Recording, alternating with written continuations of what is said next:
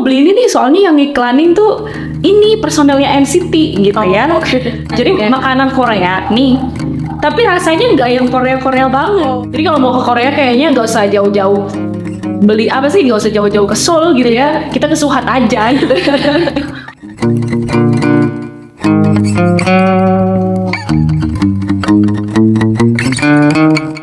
Nah, itu menarik ya banget tadi ngebahas tentang kayak industri apa film, gimana film itu membawa propagandanya. Tapi selain propaganda nih Mbak, apakah kayak budaya-budaya itu tuh hanya menyumbang tentang pembentukan image suatu negara, atau sebenarnya tuh lebih dari itu ada agenda-agenda lain, mungkin untuk penguatan ekonomi atau apa? Karena kalau kita lihat tuh kayaknya kalau kita ngebahas tentang pop culture ya, terutama K-pop tuh sekarang kayak Korean Wave tuh kan di mana-mana Mbak ya, dan itu tuh pasti sedikit banyak bakal nyumbang pendapatan negara mereka juga gitu. Komentar Mbak Andin gimana sih Mbak ngeliat hal kayak ini?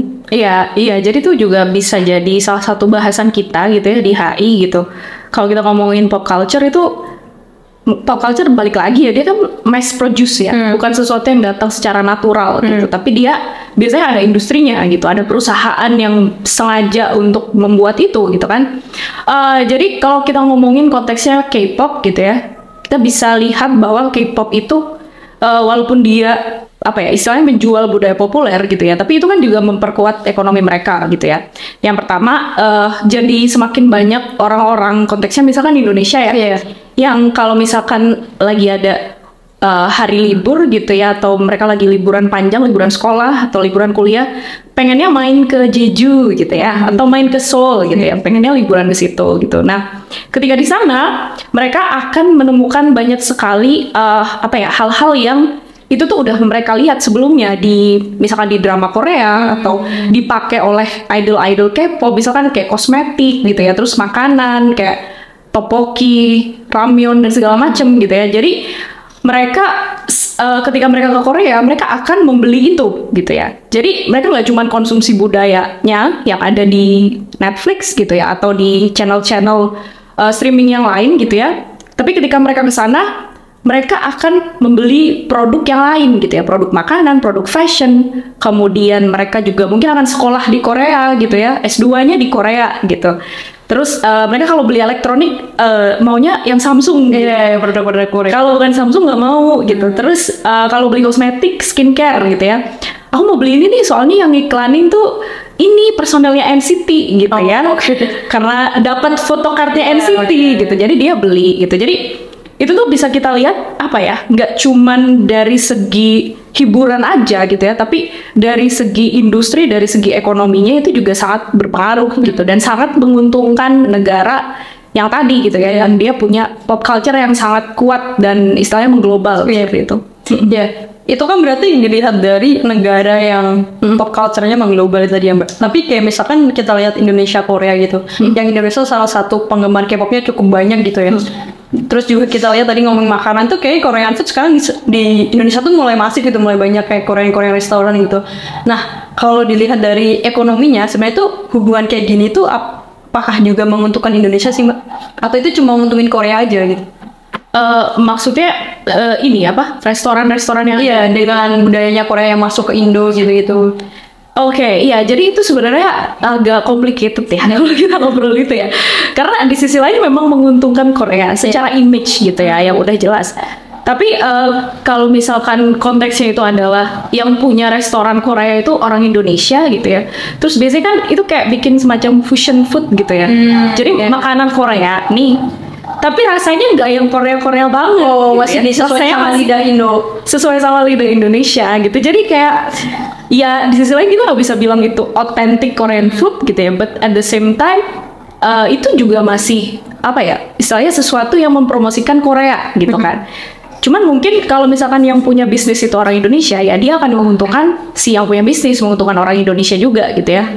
Tapi di sisi lain kan apa ya, kalau kita ngomongin konsumsi makanan gitu ya, apalagi makanan yang berbau asing gitu ya, maksudnya dari negara lain gitu ya, kita kan nggak cuman mengkonsumsi makanannya aja gitu, tapi kita juga mengkonsumsi image yang dikeluarkan dari makanan itu gitu ya, image yang kita asosiasikan dengan makanan itu. Misalkan ketika saya mengkonsumsi makanan Korea atau saya mengkonsumsi makanan Jepang gitu ya, Anda apa ya istilahnya tuh kayak semacam kebanggaan di diri saya gitu ya, karena mungkin saya fans K-pop gitu ya, atau ada semacam perasaan kayak saya nih orangnya kosmopolitan banget gitu, makannya hari ini makan Korea, besok makan Jepang, besok makan Thailand kayak gitu. Jadi kayak ada konsumsi yang lebih dari sekedar konsumsi gitu ya, tapi ada meaning di balik itu semua, dan saya rasa itu sangat sangat banyak dilakukan oleh anak-anak muda zaman sekarang gitu ya, karena ya pengen gaul gitu ya, jadi ya kalau makan tuh ya cari resto-resto Korea, resto-resto Jepang kayak gitu. Tadi kan ngomongin tentang makanan itu ya Mbak, kayak orang-orang jadi tertarik buat makan di restoran Korea dan yang lain-lain itu. Berarti apakah bisa dibilang bahwa hal itu bakal ngaruh ke identitas negara-negara yang yang budaya negara lain masuk ke negara itu, kayak misalkan tadi contohnya Indonesia Korea gitu. Jadi orang-orang Indonesia tuh ngerasa, wih keren nih jadi kayak orang Korea, atau seperti apa sih Mbak? Untuk lebih ke identitasnya gitu. Iya, jadi kalau ngomongin identitas negaranya sendiri enggak ya, tapi mungkin itu lebih concern ke identitas personal si anak-anak muda ini gitu ya, karena mereka ingin dilihat sebagai orang yang misalkan ini ya, konteksnya itu kalau Korea itu nggak bisa kita pisahkan dengan fans gitu ya, fans Korean pop culture gitu ya. Jadi in a way mereka mengkonsumsi itu untuk untuk complementing their other type of consumption gitu ya, karena kan mereka nggak cuma konsumsi makanan, tapi mereka juga konsumsi musiknya, mereka konsumsi dramanya, terus konsumsi fashionnya juga mungkin gitu ya. Jadi ketika mereka sudah mengkonsumsi ini semua, yang akan semakin mengukuhkan identitas mereka sebagai fans K-pop adalah makan di restoran Korea gitu ya. Jadi mungkin April pernah ke restoran Korea yang di ini nggak, di deket Suhat situ? Oh iya. Chef Kim ya, kalau nggak salah namanya ya. Jadi di situ ketika kita makan itu ada TV gede-gede gitu di depan meja kita kan, dan TV-nya tuh biasanya menayangkan BTS, EXO, dan kayak gitu. Jadi kayak in a way kita makan, tapi kita juga mau konsumsi budaya pop culture-nya gitu ya di situ. Dan itu kebetulan yang punya orang Korea ya. Oh gitu, orang Korea. Iya, jadi emang namanya tuh Pak Kim gitu kayaknya deh. Pak Kim. Nama restorannya Chef Kim gitu. Dan itu kebetulan waktu itu saya pernah ke Korea juga gitu ya sekali tahun 2019. Dan saya lihat juga desainnya itu sangat kayak restoran-restoran di Seoul gitu ya. Jadi emang yang kayak agak open air gitu, ada TV gede, terus kayak ada kipas-kipas, dan bahkan piring dan mangkoknya dan gelasnya itu semuanya kayak Korea banget gitu. Cara penyajiannya juga Korea banget gitu. Padahal itu restoran yang ada di Indonesia gitu ya. Jadi kalau mau ke Korea kayaknya nggak usah jauh-jauh beli nggak usah jauh-jauh ke Seoul gitu ya, kita ke Suhat aja gitu. Udah bisa Korea gitu kan, ada Seoul corner-nya. Iya betul. Oke. Kalau misalkan ngebahas tadi juga ngebahas tentang identitas dari tadi kan ngebahasnya K-popers itu ya Mbak. Sebelum Korean Wave ini kan juga ada kayak Japanese Wave gitu ya. Ada Jepang, awal-awal tuh ada India dan lain-lain gitu. Sebenarnya tuh apa sih Mbak yang mempengaruhi maksudnya identitas tertentu tuh jadi lebih lebih dominan gitu. Kayak misalnya sekarang tuh kan lagi dominannya Korea. Terus sebelumnya itu kan Jepang gitu. Apa yang bikin si gelombang-gelombang ini tuh yang ini dominan, yang ini enggak, atau yang ini jadi surut, yang ini jadi naik gitu? Apakah itu dipengaruhi pure dari misalkan pop culture-nya aja, atau itu sebenarnya juga tergantung dari kebijakan negaranya gitu mau menerima atau enggak? Oke, mungkin maksud April tuh kayak trennya gitu ya. Kenapa trennya tuh kayaknya selalu berganti gitu ya. Dulu pas tahun 90-an itu India gitu ya. Udah lahir belum 90-an? Udah lahir.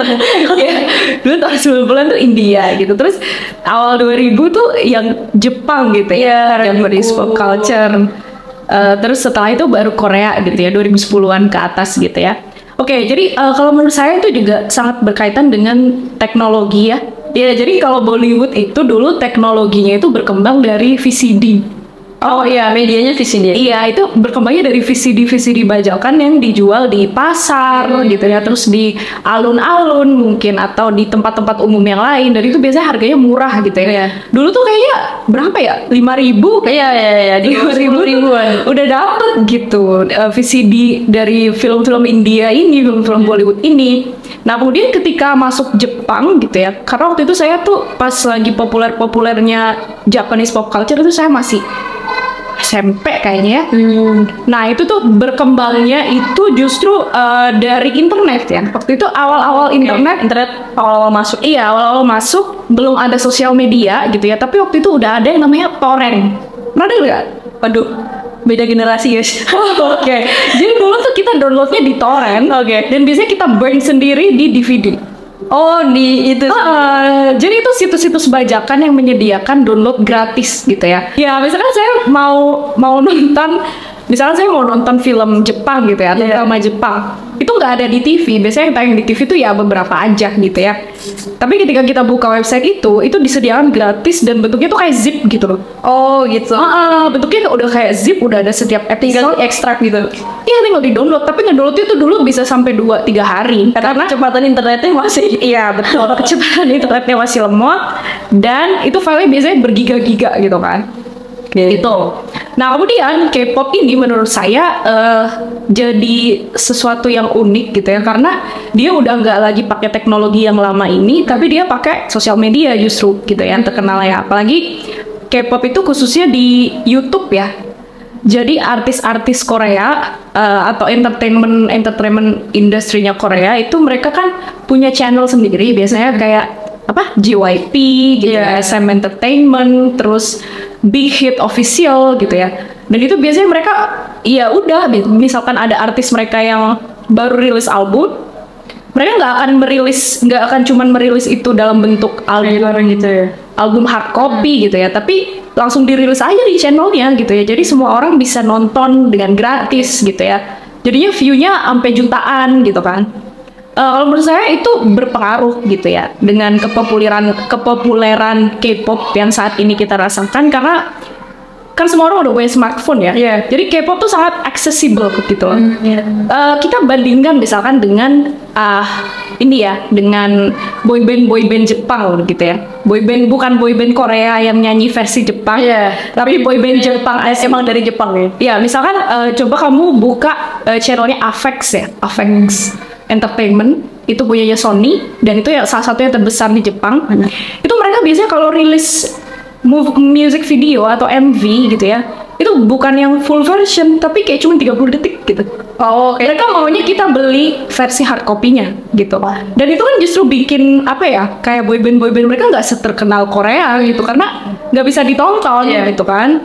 Dan mungkin ini ya, karena kalau Jepang itu mereka sangat mementingkan ini ya, kayak koleksi gitu ya. Jadi mereka tuh mau banget beli gitu. Kalau di sosmed tuh rasanya nggak berkontribusi untuk artisnya dan segala macam gitu ya. Dan menurut saya K-pop tuh bisa menggunakan teknologi sosial media, khususnya YouTube gitu ya, dan juga Instagram ini dengan sangat maksimal gitu ya. Makanya semua orang tuh bisa menikmati K-pop gitu, nggak cuman anak-anak muda, ibu-ibu juga suka gitu ya, mungkin bapak-bapak juga suka gitu ya. Dan menurut saya itu adalah sesuatu yang bikin mereka tuh seterkenal dan se-booming itu gitu. Bisa melihat wibu di habitat aslinya seperti itu ya. Kita dari kecil sudah terekspos dengan Japanese pop culture, khususnya animasi ya.